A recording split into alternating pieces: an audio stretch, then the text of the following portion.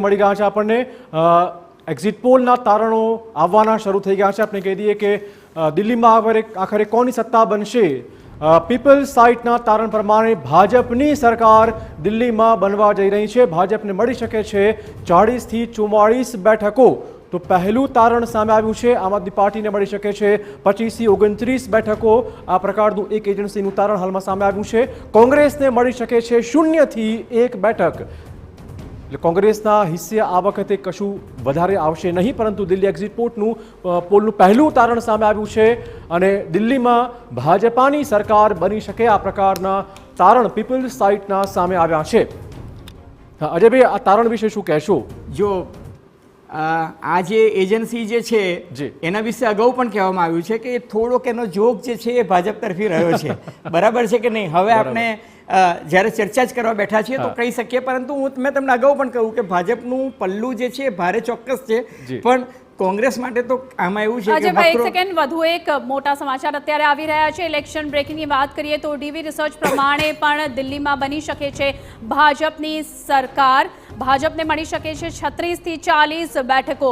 તો આ બીજું તારણ અત્યારે સામે આવ્યું છે। આમ આદમી પાર્ટીને મળી શકે છે 24 થી 36 બેઠકો।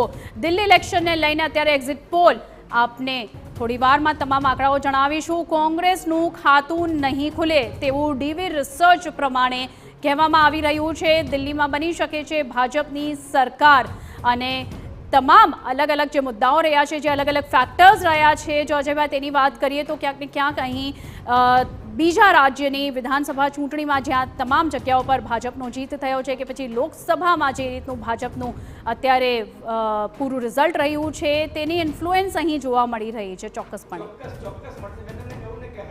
મહારાષ્ટ્રમાં પણ આપણને લાગતું હતું કે ટફ છે। હરિયાણામાં લોકસભામાં 10માંથી 5 બેઠક ભાજપ હારી ગયું હતું। મહારાષ્ટ્રમાં 48માંથી માત્ર 9 બેઠક ભાજપને મળી હતી, જે એનો છેલ્લા 3 દાયકાનો સૌથી ન્યૂનતમ સ્કોર હતો। પરંતુ તમે જુઓ કે વિધાનસભામાં એમને કાબિલેદાદ પરફોર્મન્સ કર્યું, કારણ કે એમને પોતાની પૂરી તાકાત એક રાજ્યમાં લગાડી દીધી હતી। અને દિલ્હીમાં તો જે રીતે વડાપ્રધાન નરેન્દ્ર મોદીએ કહ્યું હતું કે દિલ્હીને ડબલ એન્જિન સરકારનો લાભ આપો, મને એવું લાગે છે કે દિલ્હીની જનતા પણ ઈચ્છે છે કે ભાઈ કેન્દ્ર સરકાર અને રાજ્ય સરકાર વચ્ચે ક્લેશ નહીં હોવો જોઈએ। એટલે કદાચ ભાજપ 36થી વધારે બેઠકો લાવે તો દેખીતી રીતે સ્પષ્ટપણે એમની સરકાર બને એમ છે। અગાઉ તમને યાદ હોય તો ભારતીય જનતા પાર્ટીને 34 બેઠકો મળી હતી 2013ની સાલમાં, પણ ત્યારે એની સામે આમ આદમી પાર્ટી પાસે 28 બેઠકો હતી અને કોંગ્રેસ પાર્ટી પાસે 8 બેઠકો હતી। એટલે 28 ને 8 36 બેઠકો પર કેજરીવાલની કામ ચલાઉ હંગામી સરકાર ચાલી, જે માત્ર 49 દિવસ ચાલી અને પછી કેજરીવાલે ધરના કર્યા અને છેલ્લે રાજીનામું આપ્યું। ત્યાર પછી 2015 અને 2020ની વિધાનસભા ચૂંટણીમાં કોંગ્રેસ પાર્ટી ત્યાં ખાતું પણ ખોલાવી શકી નથી। અને એ અગાઉ કોંગ્રેસ પાર્ટી પાસે 15 વર્ષની એન્ટી ઇન્કમ્બન્સી હતી, કારણ કે શીલા દીક્ષિતની ત્યાં ટર્મ રહી હતી અને એમસીડીમાં પણ કોંગ્રેસ હતી। એટલે કોંગ્રેસ અને આમ આદમી પાર્ટીની સરખામણીમાં તમે જુઓ તો એક સિમ્પલ લોજિક એવું છે કે ભારતીય જનતા પાર્ટીમાં હવે એક તક ભાજપને દિલ્હીના મતદારો આપી શકે। બિલકુલ। તો બે એક્ઝિટ પોલના અલગ અલગ તારણો ચોક્કસ છે। એમાં સરેરાશ કાઢીએ તો લગભગ ભાજપને 40 બેઠકો મળે આ પ્રકારનો અંદાજ ચોક્કસ લગાવાઈ રહ્યું છે। આપણે કહી દઈએ કે બે એજન્સીના એક્ઝિટ પોલના સર્વે સામે આવી ચૂક્યા છે।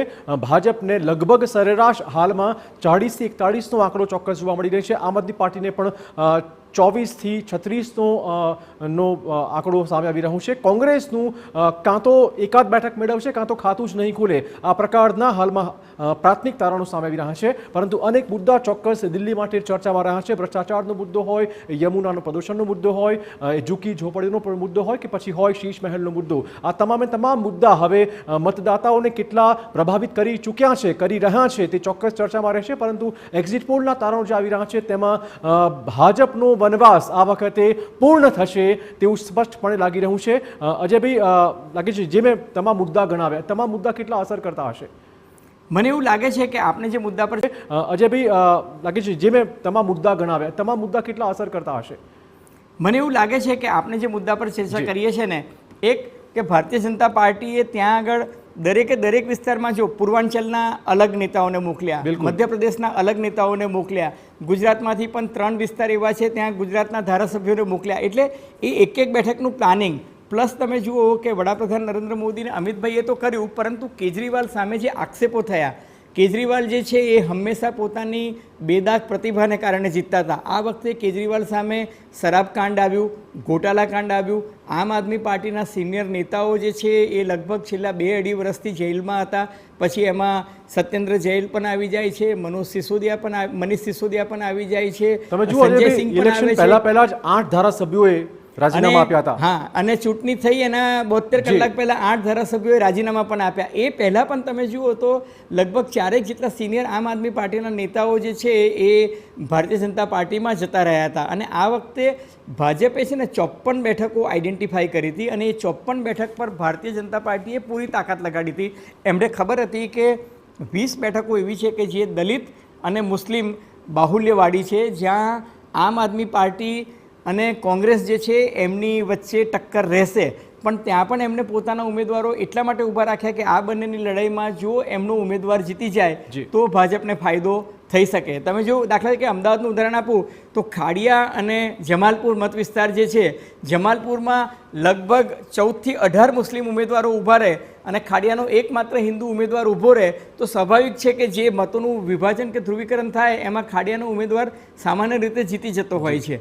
એટલે એ જ પ્રમાણે એ જ પેટર્નનો એમને ત્યાં ઉપયોગ કર્યો છે. આમાં ખાસ નાણાપ્રધાને જે આ વખત ટેક્સની ગુડ ન્યૂઝ તમામ 12 લાખ જનતાને આપી રૂપિયાની. છે, તે એ ફેક્ટર તમે કઈ રીતે જુઓ તો તમારું એનાલિસિસ શું કહે છે આને લઈને? તમે જુઓ કે કેજરીવાલે નિર્મલા સીતારામનને ચેલેન્જ આપી હતી અને એને એવું કહ્યું હતું કે એ પોતે ભૂતપૂર્વ ઇન્કમ ટેક્સ અધિકારી રહી ચૂક્યા છે, એને કહ્યું કે કમસે કમ 10 લાખ કરી દીજીએ. નિર્મલા સીતારામન અને વડાપ્રધાન મોદીએ 12 લાખ કરી નાખ્યા. એટલે શું થયું કે દિલ્હીનો જે મધ્યમ વર્ગ, જેને આપણે 75% જેટલો વર્ગ જે છે એ મધ્યમ વર્ગ છે, 12 લાખ રૂપિયા સુધીની રાહત જે છે એ બહુ મોટી રાહત દિલ્હીવાસીઓ માટે હતી. એટલે એનો પણ ફાયદો મને એવું લાગે છે કે ભારતીય જનતા પાર્ટીને આ ચૂંટણીમાં મળશે. પ્લસ યુનિફોર્મ સિવિલ કોડ લાવવું, કુંભનું જે રીતના આયોજન કરવું, પ્લસ વકફ બોર્ડનો મુદ્દો જે છે એ પણ સંસદના મેજ પર જેપીસી ફટાફટ પતાવીને લઈ આવવું, ભવ્ય રામ મંદિર નિર્માણ, જમ્મુ કાશ્મીરમાં 370મી કલમ, આ બધા મુદ્દા જે છે ને એનો પણ ખાસો પ્રચાર થયો છે. એટલે હિન્દુત્વની વોટ બેંક જે છે એ બહુ સુદૃઢ થઈ છે. અને આજે પણ તમે જુઓ કે દિલ્હીમાં હેડલાઇન જે છે એ ગુજરાતનું યુનિફોર્મ સિવિલ કોડ થયું છે. એનું કારણ એ છે કે હિન્દુત્વની વોટ બેંકને અકબંધ રાખવામાં એમને કોઈ જ પાછી પાની રાખી નથી. તો ચોક્કસ એક્ઝિટ પોલના તારણો ધીમે ધીમે સામે આવી રહ્યા છે, પરંતુ તારણ એ જ દિશામાં સંકેત આપી રહ્યા છે કે દિલ્હીમાં ભાજપાની સરકાર આ વખતે બનશે. અનેક ચોક્કસ મુદ્દાઓ આવી રહ્યા છે. અજયભાઈ, હવે જો મુદ્દાસર વાત કરીએ તો તમે જુઓ ભાજપ, કોંગ્રેસ અને આમ આદમી પાર્ટી ત્રણના મેનિફેસ્ટોમાં પેલી રેવડી કલ્ચર ચોક્કસ ઝળકાતું હતું. મફત વીજળી આપવાની વાત, આવાસ આપવાની વાત, તબીબી સારવાર આપવાની વાત, તો વાયદાઓ ત્રણ પક્ષોએ કર્યા છે. હાવી કોણ રહેશે? જો વાયદા બધા પક્ષે કર્યા, પણ હવે કોંગ્રેસ ગમે તેટલો વાયદો કરે, આપણે જોઈએ છે કે કોંગ્રેસ અત્યારે 0 થી 1 અથવા 0 થી 2 વચ્ચે સ્ટ્રગલ કરી રહી છે. કોંગ્રેસ 2015 ને 2020ની માફક ખાતું નહીં ખોલાવે તો મને કોઈ નવાઈ નહીં લાગે. એટલે કોંગ્રેસે આપેલા વચનોની કોઈ કિંમત નથી. બિલકુલ. કોંગ્રેસે આપેલા વચનોની કિંમત હિમાચલ પ્રદેશમાં હોઈ શકે કે તેલંગાણામાં હોય કે આપણે કર્ણાટકમાં હોય, જ્યાં 2 પાર્ટી આમને સામને ચૂંટણી લડતી હોય ને પાર્ટી તરીકે કોંગ્રેસ મજબૂત હોવી જોઈએ. દિલ્હીમાં તો શું છે કે એમને વકરો એટલો નફો છે એટલે કોંગ્રેસ 0થી શરૂ કરી રહી છે. ભારતીય જનતા પાર્ટીએ કેજરીવાલે જે જાહેરાત કરી એ બધી જ જાહેરાતો ઉપરાંત ઉમ્મીદ સે જ્યાદાની જાહેરાત કરી નાખી. દાખલા તરીકે કેજરીવાલે કહ્યું કે અમે બહેનોને 2100 આપશું તો ભાજપે 2500 કરી નાખ્યું. બીજું એમને કહ્યું કે કેજરીવાલની જેટલી પણ કલ્યાણકારી યોજનાઓ છે એ બધી જ કલ્યાણકારી યોજનાઓ અમે ચાલુ રાખીશું. એનો અર્થ કે મોહલ્લા ક્લિનિક પણ ચાલુ રહેશે, સ્કૂલો પણ ચાલુ રહેશે, 200 યુનિટ સુધી વીજળી મફત, બીજા 200 યુનિટ સુધી વીજળી જે છે એ 50%ના દરે, 20,000 લીટર પાણી મફત. એટલે આ બધી વસ્તુઓ જે છે એ ઉપરાંત ભાજપે જે ચૂંટણીમાં વચનો આપ્યા, મને એવું લાગે છે કે એની અસર થઈ અને ખાસ કરીને આ 12 લાખ સુધી ઇન્કમ ટેક્સમાં જે રાહત આપવાની વાત કરી એનો પણ ફાયદો ભાજપને મળશે. અહીં ખાસ આપણે જોઈએ તો કેટલાય આક્ષેપો કોંગ્રેસ આપ એકબીજા ઉપર તેમને કર્યા છે. ખાસ કરીને તમને લાગે છે કે એમ તો ત્રિપાખીઓ જંગ છે, આમાં ફાયદો આનો ભાજપને જ થશે. પ્રિયંકા ગાંધીએ પણ પોતાના કેટલાય જે ભાષણ હતા તેમાં આપને ડાયરેક્ટ ટાર્ગેટ કર્યા હતા અને આપે પણ અહીં ક્યાંક ને ક્યાંક બંને પાર્ટીઓની આઈડિયોલોજીને લઈને પણ સવાલ ઊભા થાય છે. તમને લાગે છે ઓવરઓલ આનો ફાયદો ભાજપને થશે? દેખીત રીતે થશે. અને બીજું તમને કહું કે આ વખતે કોંગ્રેસ પાર્ટીએ નક્કી કર્યું છે કે ભાઈ એકલો જાને રહે. તમે જુઓ કે કેજરીવાલે હરિયાણામાં 90 બેઠકો પર પોતાના ઉમેદવારો ઊભા રાખ્યા હતા અને એને કારણે કોંગ્રેસને ઘણી બેઠકો પર નુકસાન સહન કરવું પડ્યું. ગુજરાતની વિધાનસભા ચૂંટણીમાં કેજરીવાલે લગભગ બધી જ બેઠકો પર ઉમેદવાર ઊભા રાખ્યા અને એને કારણે આજે ત્રિપાખીઓ થયો, એમાં ભારતીય જનતા પાર્ટીને 156 બેઠકો મળી ગઈ. ઉમ્મીદ સે જ્યાદા હતી. એ જ રીતના મહારાષ્ટ્રની ચૂંટણી જુઓ કે પંજાબની ચૂંટણી જુઓ તો પંજાબમાં તો સમાધાન જ નહોતું થયું એ લોકોનું. લોકસભા ચૂંટણી વખતે એક સગવડિયા લગ્ન હતા, એટલા માટે કે ભાજપની સામે કોંગ્રેસ અને કેજરીવાલ દુશ્મનનો દુશ્મન દોસ્ત એ ન્યાયે ભેગા થઈ ગયા હતા. પરંતુ એ આઈડિયોલોજીની દ્રષ્ટિએ તમે જે સવાલ પૂછ્યો ને, એ ideologically they are not on the same page. આજની તારીખે તમે જુઓ કે કોંગ્રેસ પાર્ટી અને સાઉથના સ્ટેટ્સ છે, દાખલા તરીકે DMK સાથે સ્ટાલિન સાથે રાહુલ ગાંધીની બોડી કેમિસ્ટ્રી સેટ થાય છે, પરંતુ અખિલેશ મુલાયમસિંહ યાદવ અને મમતા બેનર્જી અને કેજરીવાલ જે છે એમની સાથે આઈડિયોલોજીકલી એ લોકો સેમ પેજ પર નથી. અને કેજરીવાલની હંમેશા એક મહત્વાકાંક્ષા રહી હતી કે મમતા બેનર્જી ઇન્ડિયા ગઠબંધનના કન્વીનર બને અને પોતે કો કન્વીનર બને. એટલે કેજરીવાલ જે છે એને બહુ ઝડપથી પોતાના રાજકીય પક્ષને જુઓ, 12 વર્ષમાં એ રાષ્ટ્રીય પક્ષ થઈ ગયા. 4 રાજ્યોમાં એમની મતદાનની ટકાવારી પણ થઈ, 2 રાજ્યોમાં એ લોકો સત્તા પર આવ્યા. એટલે કેજરીવાલની રાજકીય મહત્વાકાંક્ષા જે હતી એમ હતી કે હું જ એક રાજકીય વિકલ્પ છું. અને એટલે કોંગ્રેસ પાર્ટીએ પણ એને કદ પ્રમાણે વેતરી નાખવા માટે આ વખતે ભાજપ સત્તામાં આવે તો કોંગ્રેસને વાંધો નથી એ નીતિ અપનાવી છે. બિલકુલ અજયભાઈ, તો આપણે દિલ્હીના દંગલ પર એક્ઝિટ પોલની આ ચર્ચા ચાલુ જ રાખીશું. હાલ રોકાઈશું એક બ્રેક માટે.